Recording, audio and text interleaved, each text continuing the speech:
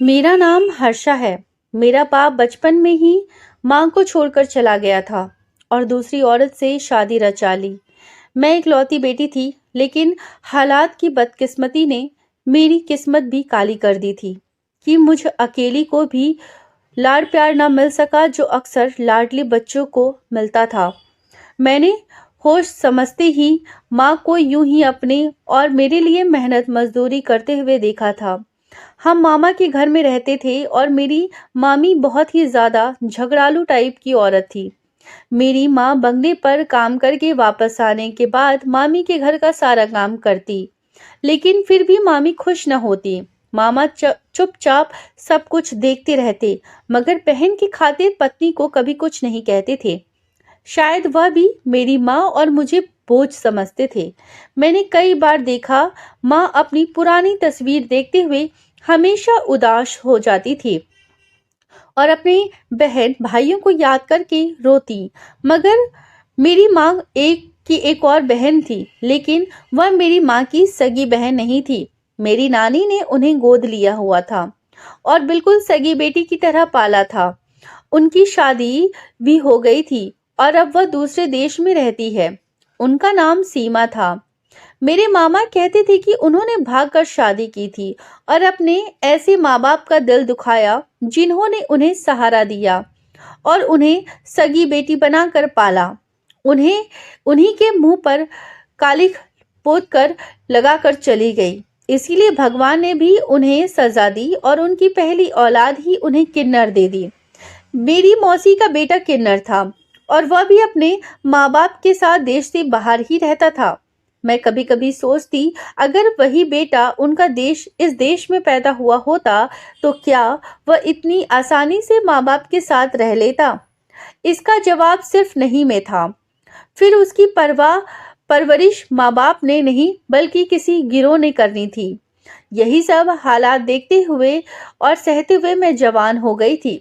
मैंने खूब कद काठी और रूप रंग निकाला था। मेरी खूबसूरती से हर कोई इम्प्रेस था। दूसरी तरफ मेरे मामा की बेटियां खूबसूरत नहीं थी, बल्कि वह दोनों मुझसे बहुत ज्यादा जलती थी। मामी का व्यवहार भी मेरे साथ अच्छा नहीं था। वह अक्सर मेरी माँ से कहती कि अपनी बेटी पर नजर रखो, कहीं यह भी अपने बाप और अपनी मौसी के नक्शे कदम पर ना चल पड़े। मुझे मामी की बातों पर दिल से अफसोस होता कि न जाने क्यों वह हम माँ बेटी के लिए इतनी नफरत दिल में रखती है, जबकि हम तो उनका बुरा नहीं सोचते। एक दिन मेरी सालगिरह पर मामी की दोनों बेटियां मुझसे कहने लगी, आज हम तुम्हें घर से बाहर घुमाने फिराने ले जाएंगे, तुम बस अपनी माँ से अनुमति ले लो। लेकिन यह बात हमने अपनी माँ को नहीं बताई है, तुम भी अपनी माँ को मत बताना।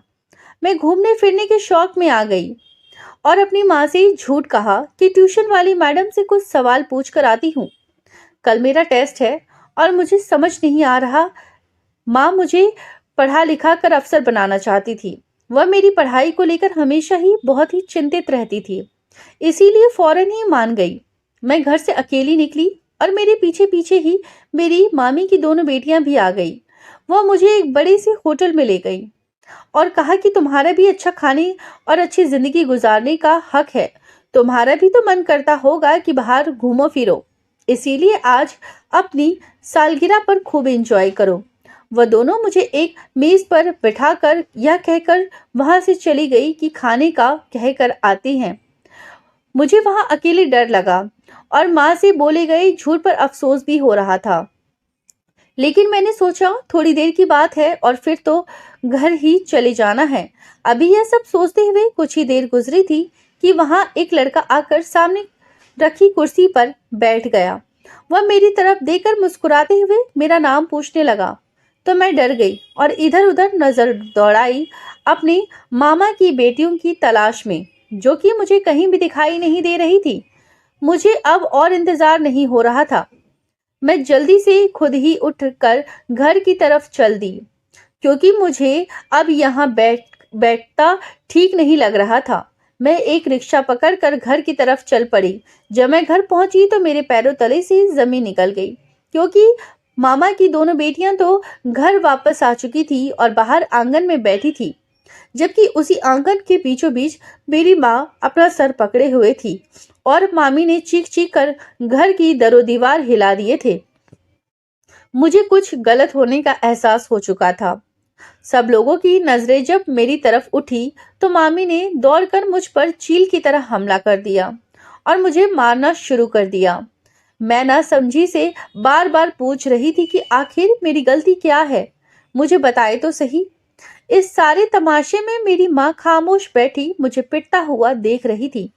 मुझे अपनी माँ की बेबसी पर बहुत सदमा पहुंचा कि वह अपनी बेटी को ऐसे कैसे किसी के हाथों रुसवा होता देख सकती हैं।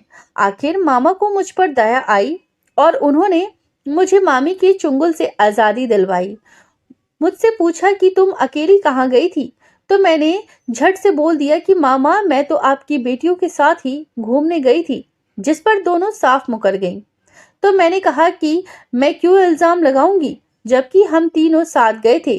तो फिर मेरे मामा की बेटी ने आगे बढ़कर अपना फोन निकालकर सबके सामने रख दिया। उसके मोबाइल पर नजर पड़ते ही मेरा तो खून सूख गया और मैं थर थर कांपने लगी। वहां तो उसी लड़के के साथ मेरी तस्वीर मौजूद थी जो होटल के पास आकर मेरा बैठा था। मेरी कजिन ने सबको बताया कि हमारा कोचिंग सेंटर इसी होटल के पास है और वापसी पर यह सब हमने खुद अपनी आंखों से देखा।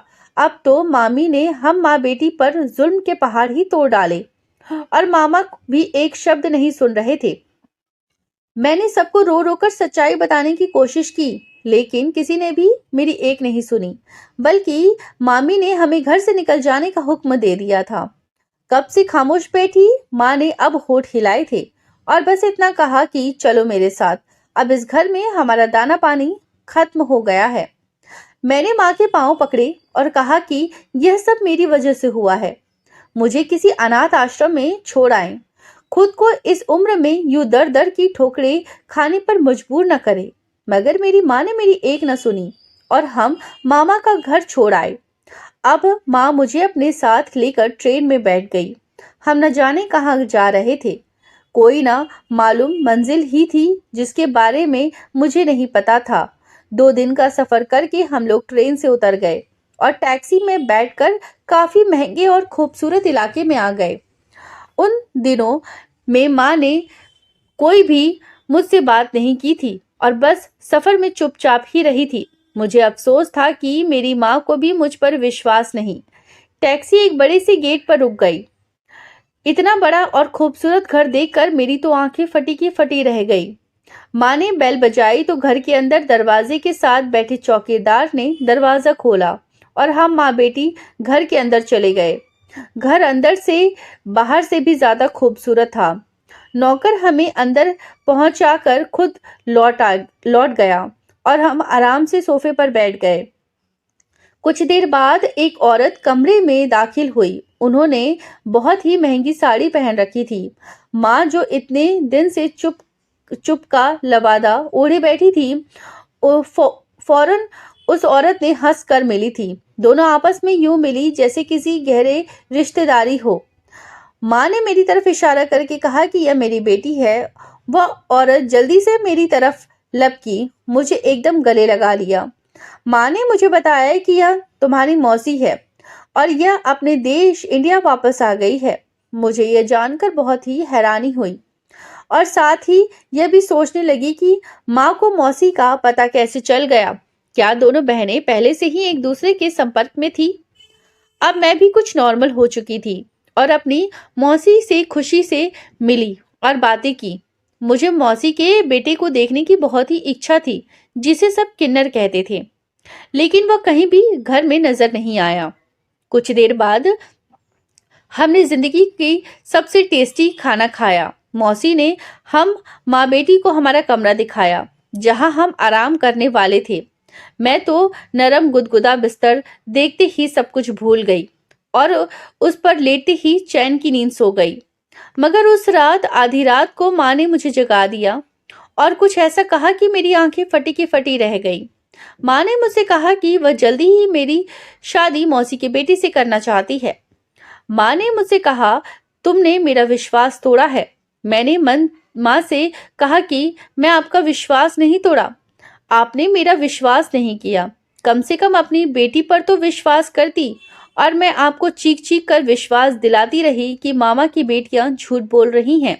वह मुझे खुद अपने साथ ले गई थी और उस लड़के से मेरा कोई लेना देना नहीं था। वह दोनों मुझे टेबल पर बिठाकर घर आ गई और वह लड़का कुछ देर के लिए मेरे पास आकर बैठा था। मैं अपनी माँ को विश्वास दिला रही थी, लेकिन मेरी माँ मेरी एक नहीं सुन रही थी। मुझे भी गुस्सा आ गया और मैंने भी कह दिया कि आपने भी तो झूठ का सहारा लिया है, झूठ बोला है। सबसे आप चोरी छिपे मौसी से मिलती रहीं। मेरा इतना कहना था कि मेरी माँ का हाथ मुझ पर उठ गया। मुझे ऐसा लग रहा था कि यह मेरी माँ ही है ही नहीं, जिसे मैं जानती हूँ। ऐसा लग रहा था जैसे यह किसी और के ही कंट्रोल में है। मैं फिर कहा कि आपने मेरी शादी करनी है तो कर दे, मगर मुझ पर इस तरह का इल्जाम मत लगाएं। आपने भाई उसकी झूठी मक्कार बेटियों की बातों में आकर मुझ पर कीचड़ मत उछालें।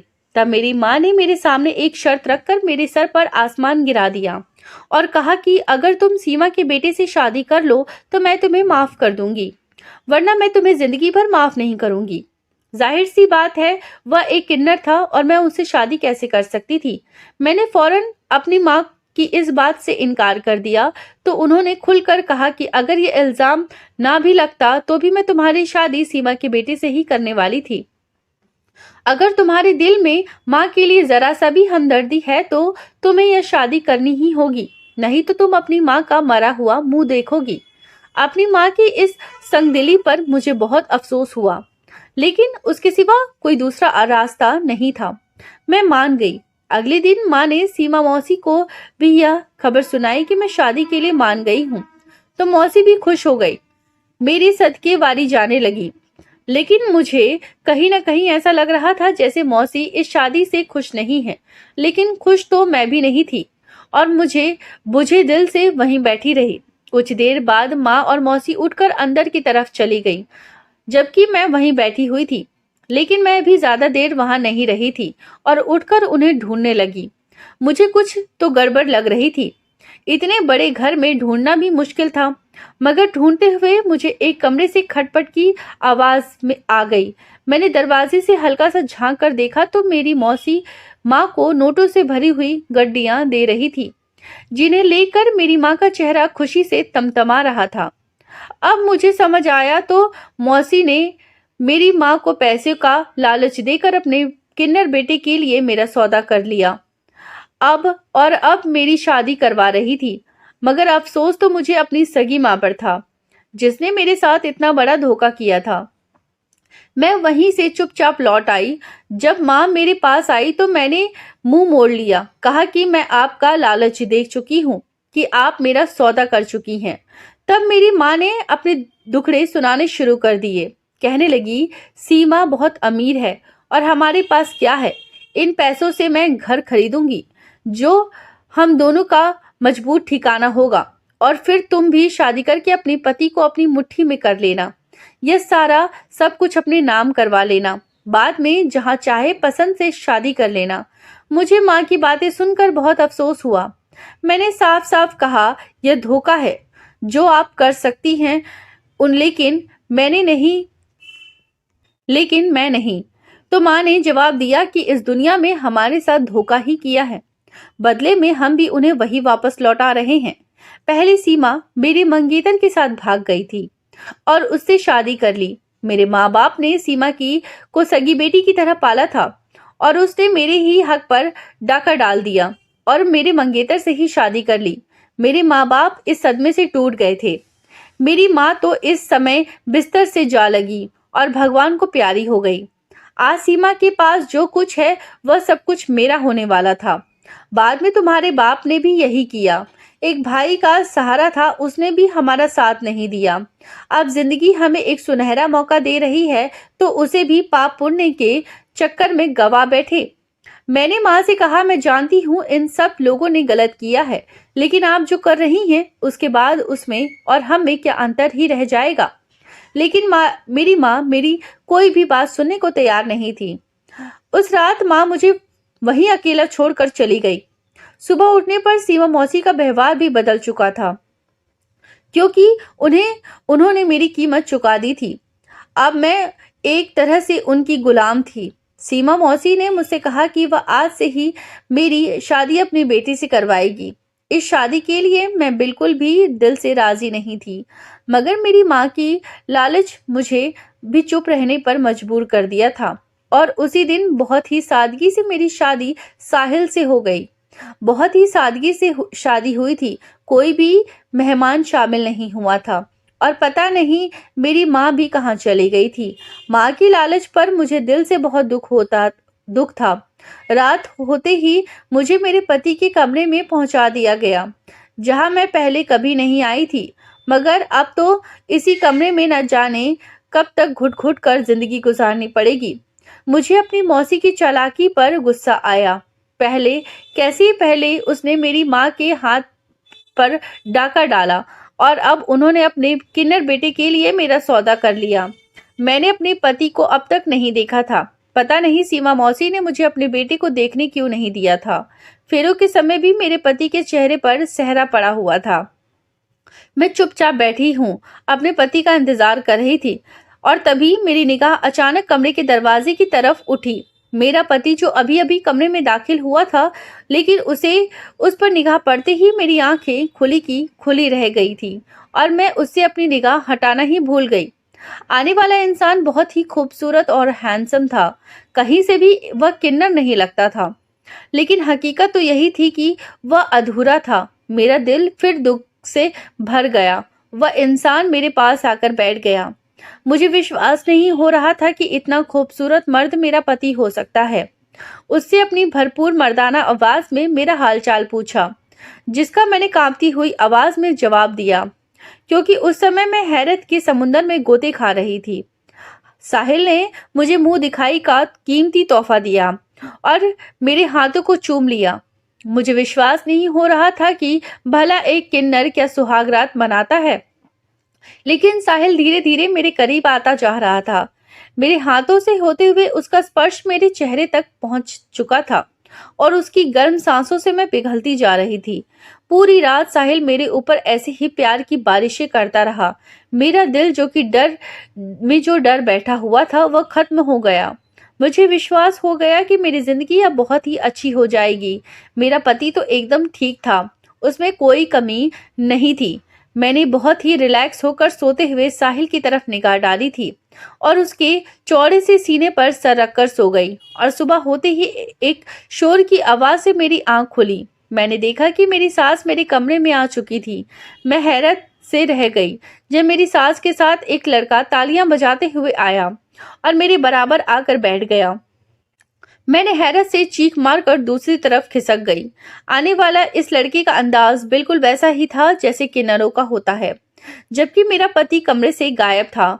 मैंने पूछा, मम्मी जी यह कौन है? तो मेरी सास ने मेरे सर पर हाथ रखते हुए कहा कि यही तो तुम्हारा पति है। यह रात अपने दोस्तों के साथ बाहर गया हुआ था, देर से वापस आया है तो दूसरे कमरे में सो गया। मैं कभी अपने पति को देखती तो कभी रात के मंजर को याद करती। मेरा दिल चाह अभी जमीन फटे और मैं उसमें समा जाऊं या कहीं भाग कर चली जाऊं।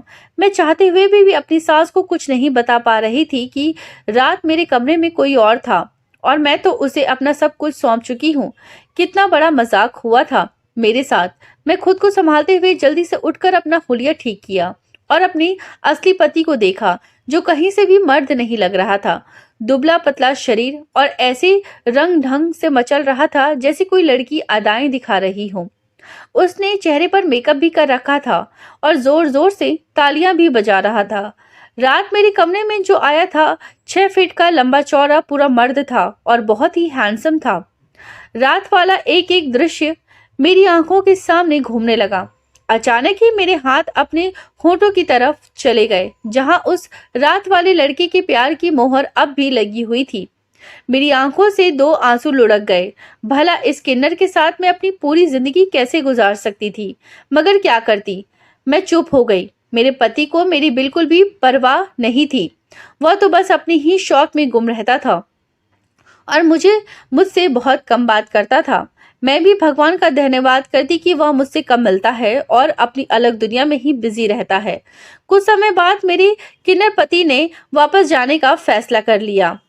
मेरी सास मुझे भी मेरे पति के साथ भेजना चाहती थी, लेकिन अभी मेरे पेपर तैयार नहीं हुए थे और मेरा भी जाने का कोई इरादा नहीं था।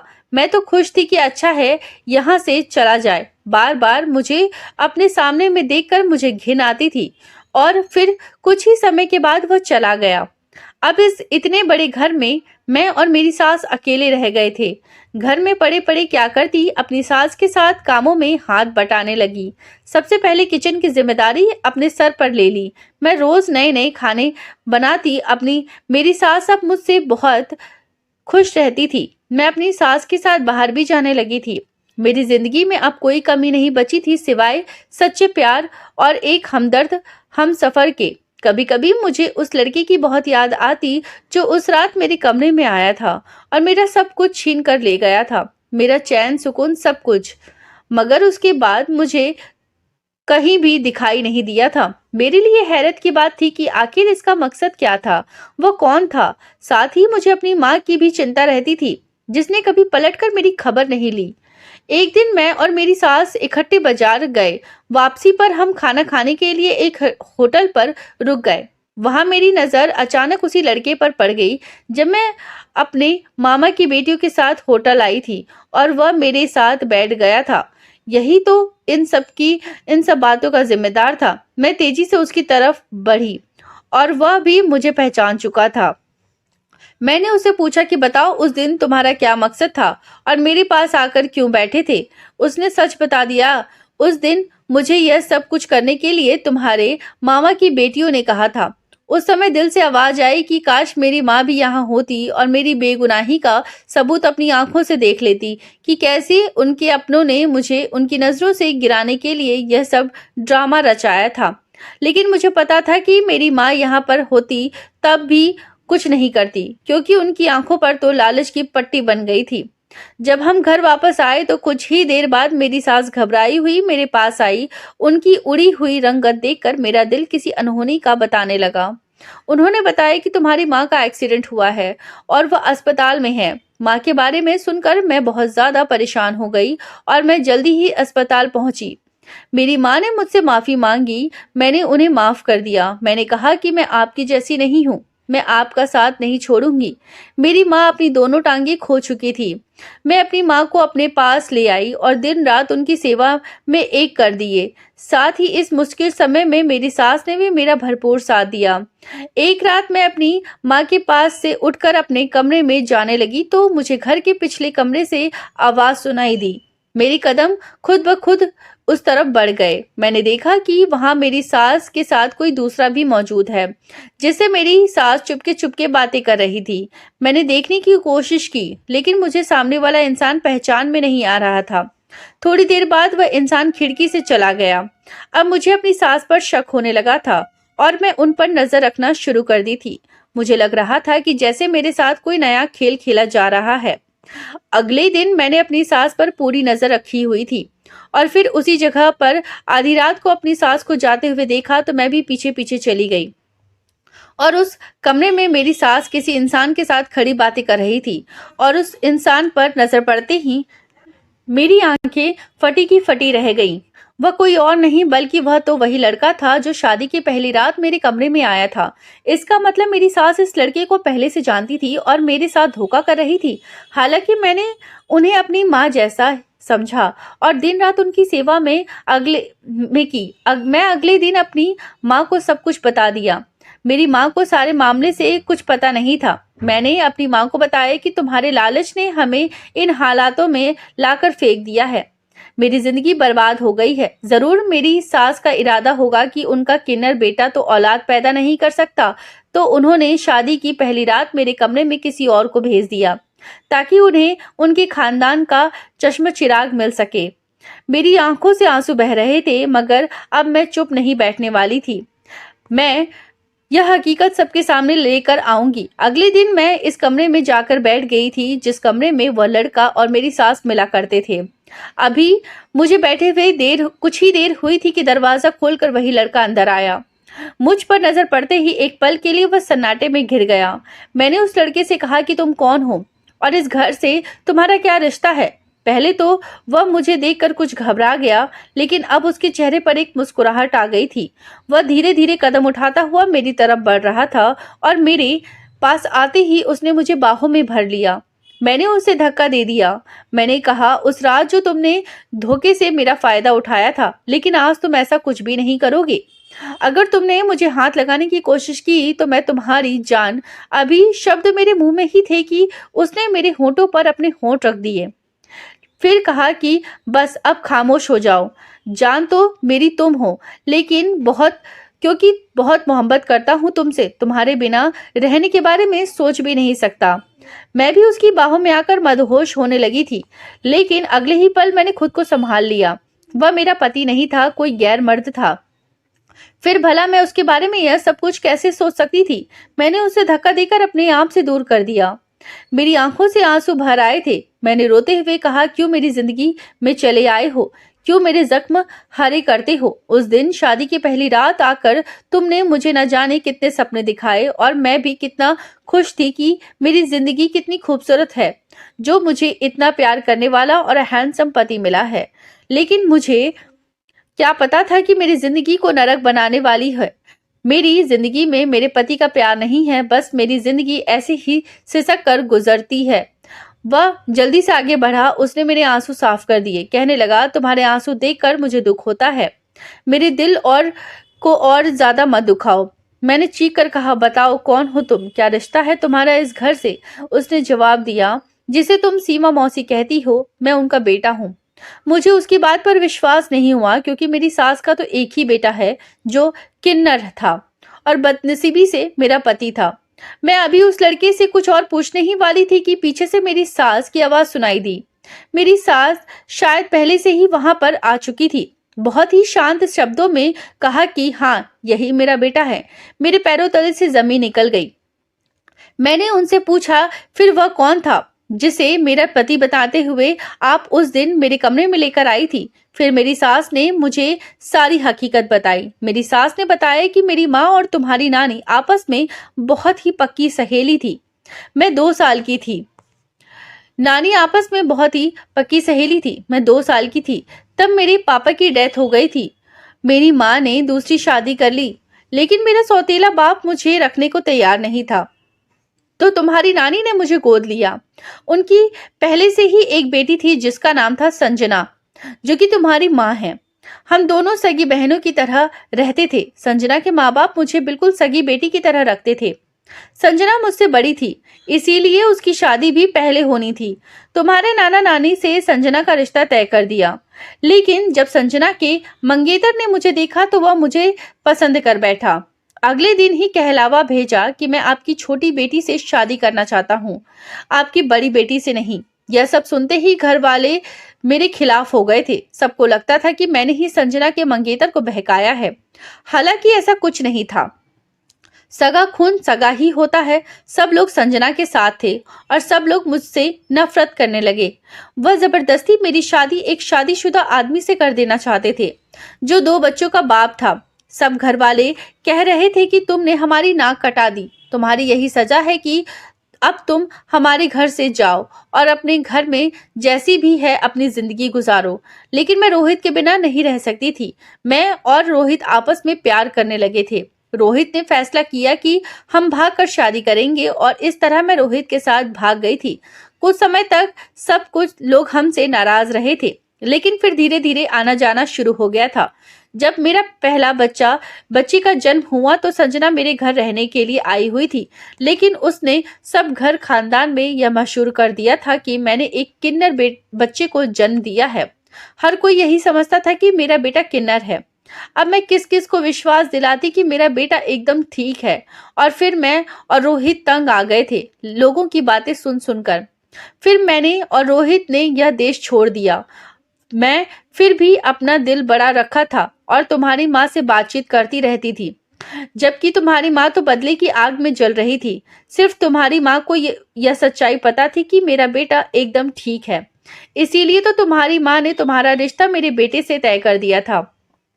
लेकिन इसके बदले में मुझसे 50 लाख की मोटी रकम मांगी थी। मैं भी मजबूर थी क्योंकि मेरा बेटा तुम्हें देखते ही तुमसे मोहब्बत कर बैठा था। उसने जिद लगा रखी थी कि मैं शादी करूंगा तो हर्षा से ही करूंगा।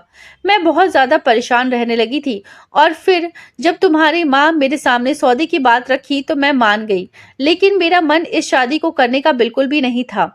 जब माँ इतनी लालची है तो बेटी भी लालची होगी। मैं साहिल को समझाया कि पहले हर्षा को आजमाओ, वह कैसे नेचर की लड़की है। जिसे मैं तुम्हारा पति बताया है वह साहिल का एक जानने वाला था। मैंने उसे तुम्हारा पति बनाकर तुम्हारे सामने खड़ा कर दिया। शादी की पहली रात मेरे मना करने के बावजूद साहिल तुम्हारे कमरे में चला गया था क्योंकि वह तुम्हारे लिए बहुत बेकरार था।